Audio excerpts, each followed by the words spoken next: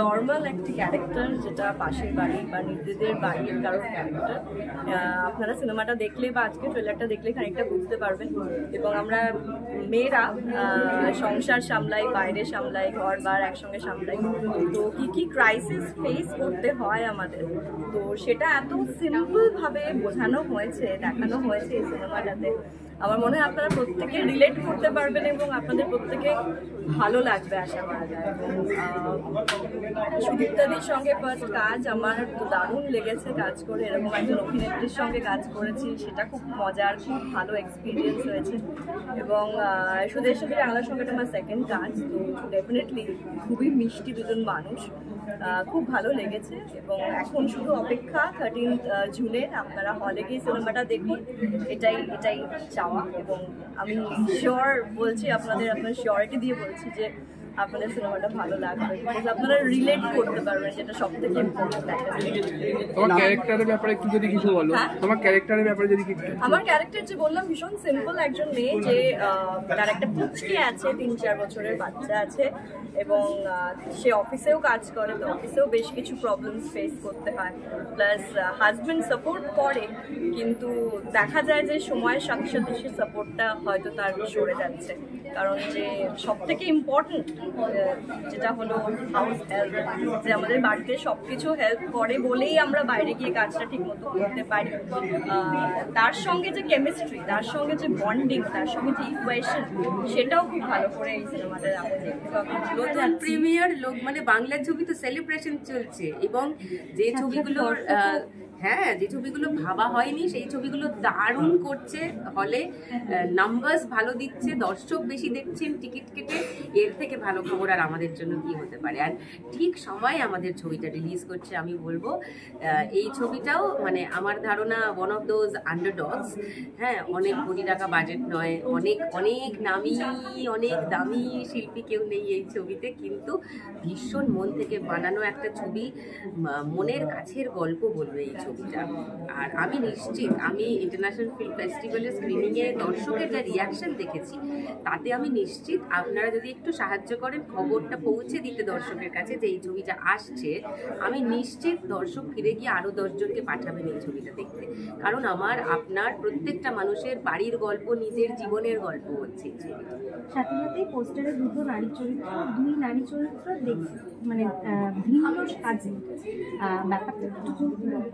ব্যাপারটা দুজন কর্মরতা মহিলার গল্প। একজন একটু আপার ক্লাসের মহিলা, তিনি নিশ্চয়ই তার এরিয়া অফ ওয়ার্কটাও একটু আপার ক্লাসের, আর একজন অপেক্ষাকৃত কম দামি একটা চাকরি করে, কম দামি জীবন কাটায়, কিন্তু আলটিমেটলি গল্পটা দুজনের এক।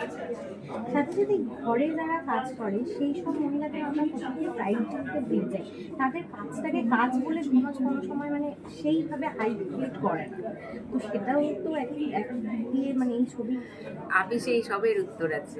আমি মানে অনুরোধ করব, সমস্ত মিডিয়ার বন্ধুদেরও অনুরোধ করব, আপনারা যত বেশি প্রিমিয়ার বা এই সমস্ত অনুষ্ঠানে যতটা যেভাবে অংশগ্রহণ করেন, এত ব্যস্ততার কারণে হয়তো সব ছবি আপনাদেরও দেখা হয় না, কিন্তু আপনারা যেহেতু বাংলা ছবি নিয়েই কাজ করেন মূলত, এই ছবিটা অবশ্যই দেখবেন, এটা আমার ব্যক্তিগতভাবে অনুরোধ রইল সবার কাছে।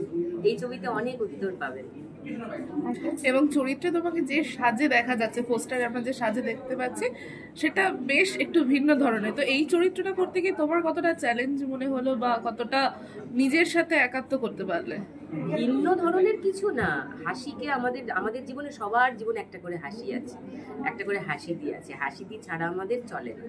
তো আর আমার কাছে নতুন কিছু না, আমি নানান স্বাদের নানান ধরনের চরিত্র সারা জীবন করে এসেছি, এরকম এই ধরনের চরিত্র আগেও করেছি, তবে হাসির গল্পটা সম্পূর্ণ অন্য, চরিত্রায়নটাও অন্যরকম করারই চেষ্টা করেছি।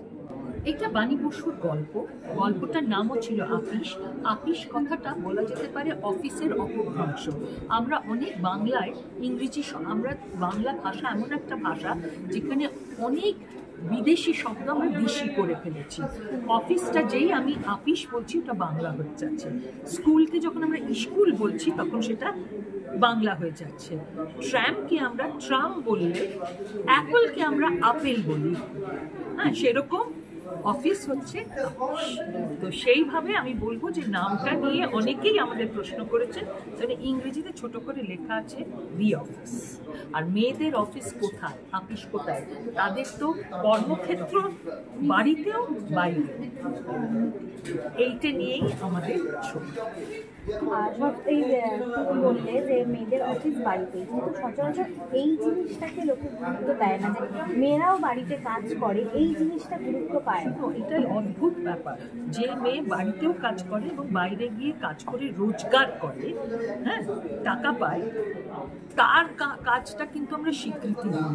আর যে মেয়ে দিনের পর দিন, এটা কিন্তু আমার ছবির বক্তব্য নয়, এটা আসছে অ্যাজ আ সাইড, যে মেয়েদের এই যে কর্মক্ষেত্র এবং তারা যখন বাইরেও কাজ করে, কতটা তাদের পারিপার্শ্বিক মানুষেরা সেই কাজের গুরুত্ব দেয়। শুধু কি টাকা রোজগার করার জন্য তাদের কাজ করতে হবে? অন্য নিজের পায়ে দাঁড়ানোটা একটা যেমন ইম্পর্টেন্ট, সেরকম আমার কাজেরও একটা গুরুত্ব আছে।